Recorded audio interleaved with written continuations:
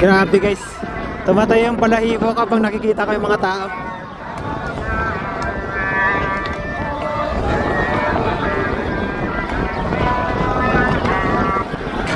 Welcome to Palm Sunday in Jerusalem 2023 at the Mount of Olives.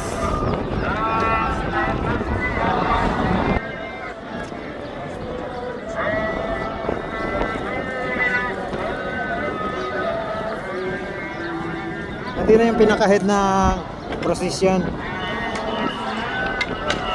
So nag-ask sila kanina na kung pwede wag na mag-raise ng flag. Cross na lang of Jesus and flags of nandito sa Jerusalem.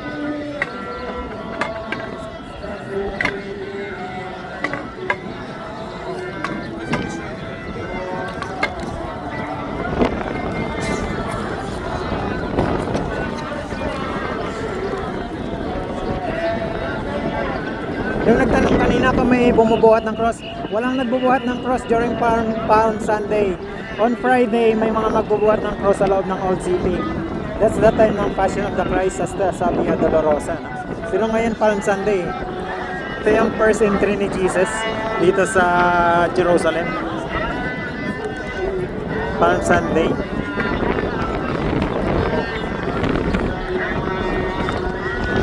So, hindi pa, medyo ang pagbubuhat ng cross ay sa Good Friday. And mangyayari naman yon sa loob ng wall na ito. Sa loob dyan sa wall. Mag-start sa Antonia Fortress. Pero maayos na video kasi ang cellphone ko ay tinatangay.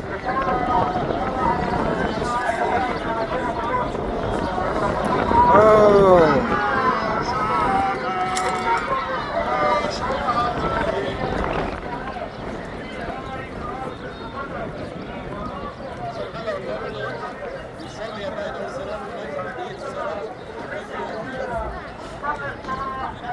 Nakikita ko rin dito si Papa Nuncio, no?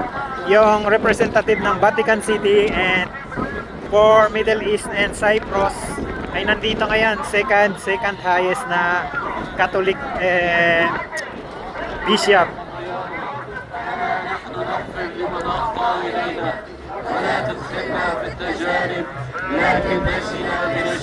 Arabic yata yung prayer nila.